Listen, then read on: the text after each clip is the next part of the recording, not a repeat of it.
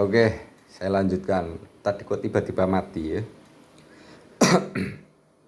Jadi Adolf murid yang rajin, kalau ulangan tak pernah curang, hampir tak pernah mangkir dari sekolah dan di raportnya selalu berderet huruf A. Dia senang menggambar, tak banyak bicara, tak pernah bikin ulas. Satu-satunya keluhan para guru, si Adolf ini kurang total menyimak pelajaran. Menurut mereka dia terlalu berbakat jadi pelamun dan pemimpi. Hampir semua orang khawatir kalau Adolf kelak jadi penyair.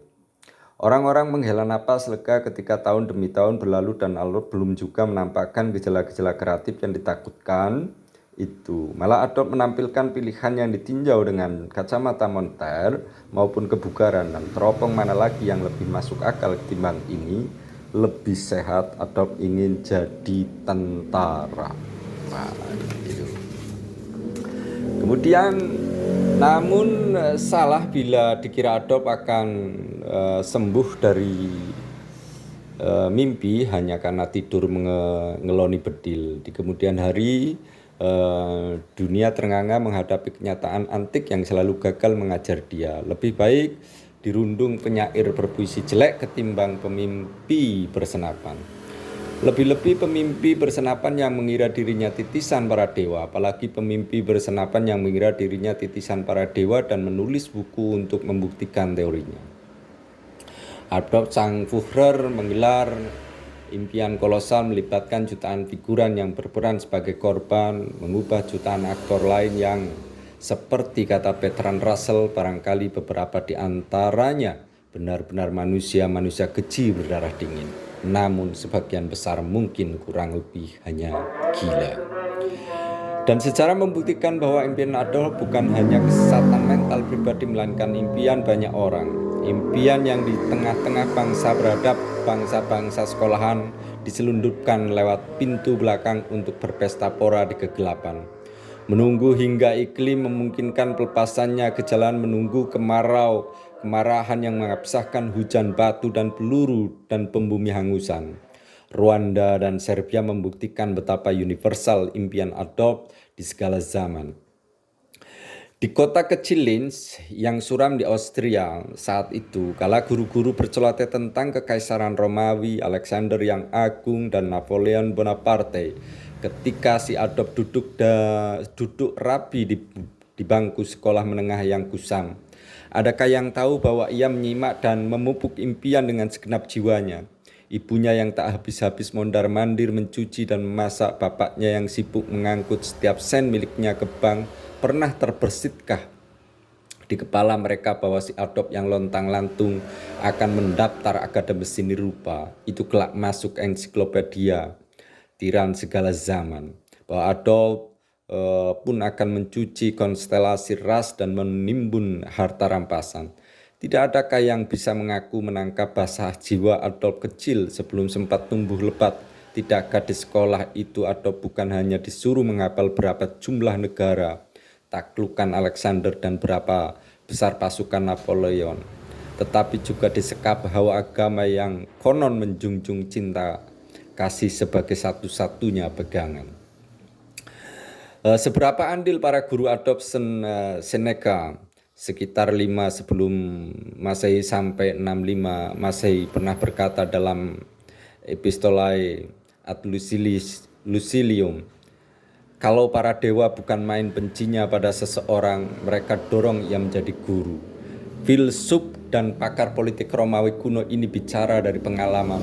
Ia punya murid terkenal, Nero Claudius Caesar, Drusius Germanicus 37 sampai 68 Masehi. Nero sang kaisar pembunuh, Nero sang pemain teater, penyanyi, penyair, penggubah musik yang dibenci siapapun yang pernah dipaksa menikmati hasil karyanya. Nero yang menjelang kematian di tengah pemberontakan rakyat tahun 68 hanya menangisi satu hal. Aduh, dunia akan kehilangan seorang seniman besar. Bosan dan jengkel pada gurunya, Nero meracuni Seneca, tapi sang guru sempat pulih kembali. Makin sebal, Nero memaksanya bunuh diri. Apakah Seneca mengajarkan untuk menghukum mati ibu, saudara-saudara, istri, dan sekian banyak rakyat jelata? Tentu tidak. Meski ia ikut merasa berdosa lantaran muridnya lulus dalam keadaan jauh dari waras.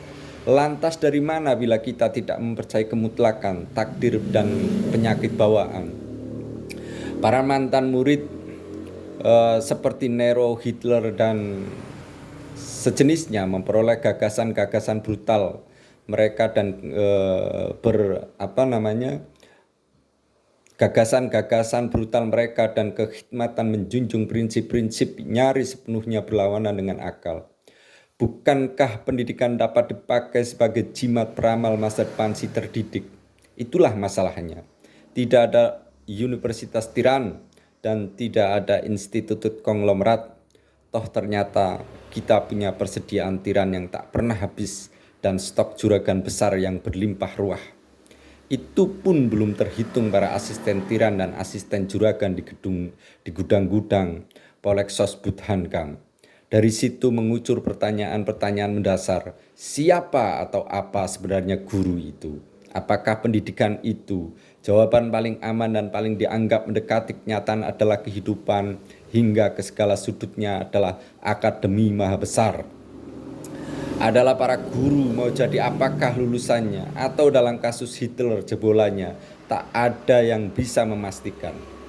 Namun lembaga pendidikan yang dalam arti luas mencakup masyarakat dan segala bentuk kesosialan selamanya berusaha membuat rute yang pasti atau sedikitnya diniatkan agar pasti hingga rancangan masa depan tiap murid agar terbayang, kecuali bila sang murid terlalu orisinal, kecuali bila takdir tak studi disiasati, kecuali bila Tuhan menghendaki skenario yang berbeda, dan sebagainya.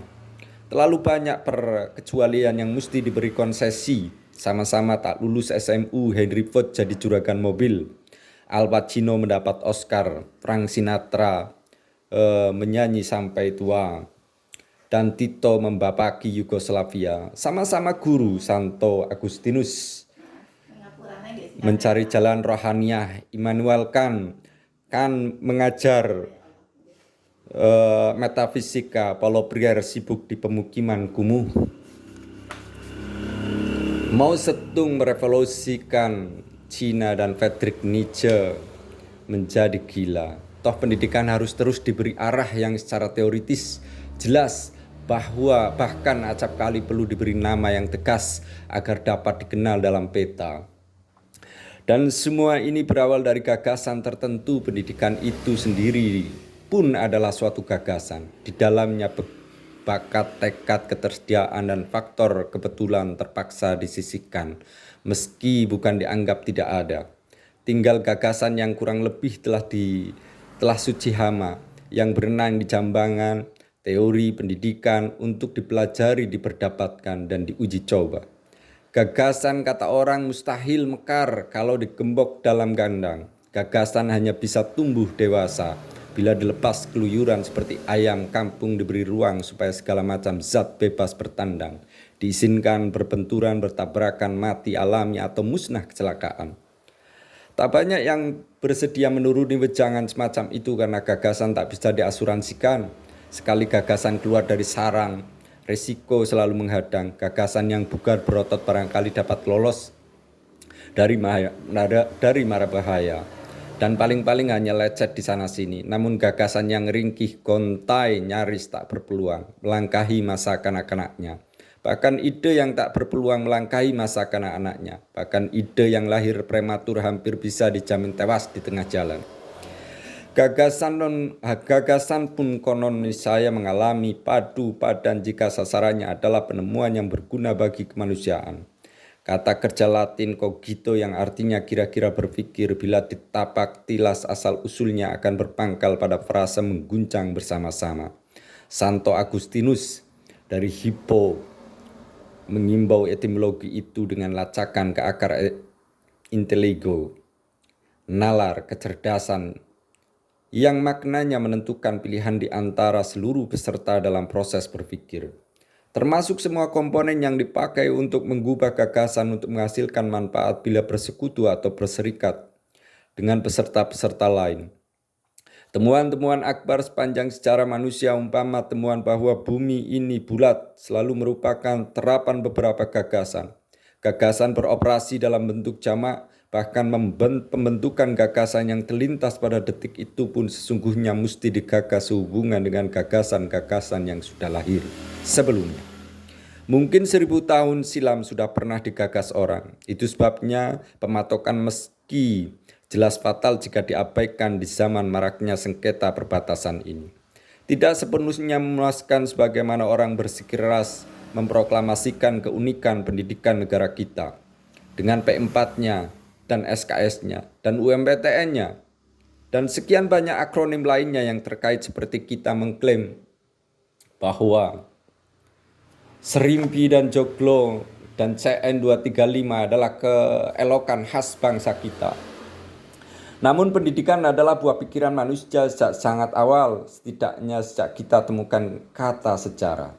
Umur Masehi saja sudah 2000 tahun. Mengherankan bila ternyata selama ini segala gagasan yang diakui sebagai ide terbaru bukan anak cucu atau minimal lewat perkawinan masih berkerabatan dengan ide-ide pendahulunya. Dan aneh bila gagasan yang dikurung dan diusahakan diisolasi benar-benar perawan murni, produk asli yang sejarahnya bisa diceritakan rinci sampai detik-detiknya. Serimpi hanya menjadi serimpi setelah manusia Jawa menuntaskan perjalanan panjang tari menari. Joglo adalah joglo sesudah perjalanan panjang arsitek lokal. Nasionalisme paling nekat pun takkan mampu mencerahkan CN235 dari alur sejarah penerbangan yang dianggap berawal dari gejolak dua montir inovatif Amerika, Wilbur dan Orville Wright. Gejolak yang sekedar pengejawantahan impian purba, Ikarus, mitologi Yunani, Mahabharata, Ramayana, dan sebagainya. Gagasan-gagasan pendidikan pun bukan perkecualian. Apa yang kini merupakan barang jadi siap pakai dan siap saji pun bukan penghuni kamus pra-industri, adalah olahan bahan-bahan baku yang panjang sejarahnya. Dan kelak barang jadi zaman kita ini akan menjadi bahan mentah buat sajian berikutnya. Sepanjang perjalanan rute-rute tertentu dihindari, jalur tertentu diikuti, jalan raya ditutup, jalan setapak diperlebar, pemukiman digusur, rimba raya dilindungi, rambu-rambu ditancapkan, petunjuk-petunjuk jalan dibuang, pendeknya dilakukan perubahan-perubahan dan diambil pilihan-pilihan. Namun selama proses tiada akhir itu senantiasa ada hal-hal tertentu yang beranjak. Ada kemantapan lokal. Mobil-mobil bisa melintas di sisi kanan atau kiri jalan. Ada ketetapan universal, semua pengemudi harus punya SIM. Pendidikan adalah satu di antara sedikit perkara yang sebenarnya terlalu besar untuk digagas tuntas-tuntasnya. Pendidikan adalah salah satu wilayah di mana seperti kata H.L. Mencken selalu diadakan penyelesaian yang jitu, rapi, sederhana, dan selalu keliru. Karenanya pendidikan mesti dipikirkan sehati-hati mungkin. Saya ulangi, karenanya pendidikan mesti dipikirkan sehati-hati mungkin. Meski tak terelakkan selalu ada yang luput dan kapiran sebagaimana laiknya fitrah hasil kebijakan manusia.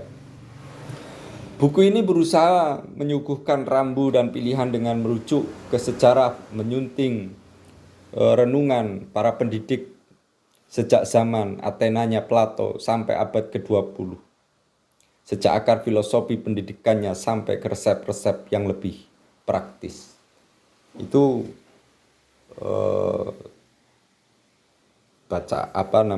tulisan kata pengantar dalam buku Menggugat Pendidikan Fundamentalis, Konservatif, Liberal, Anarkis.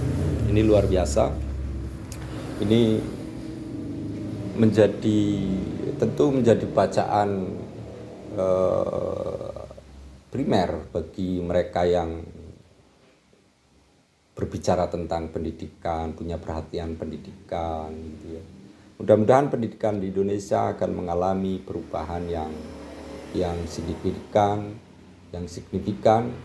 yang lebih berorientasi pada peningkatan mutu pendidikan gitu ya. Karena akhir-akhir ini kita dipertontonkan, diperdengarkan dengan bagaimana pendidikan hari ini menjadi bisnis yang luar biasa gitu ya. Mungkin itu saja yang bisa kami sampaikan. Nanti kapan kita akan lanjut gitu ya, membahas lebih dalam lagi. Itu saja sebagai prolog. Saya akhiri ya. Wassalamualaikum warahmatullahi wabarakatuh. Terima kasih.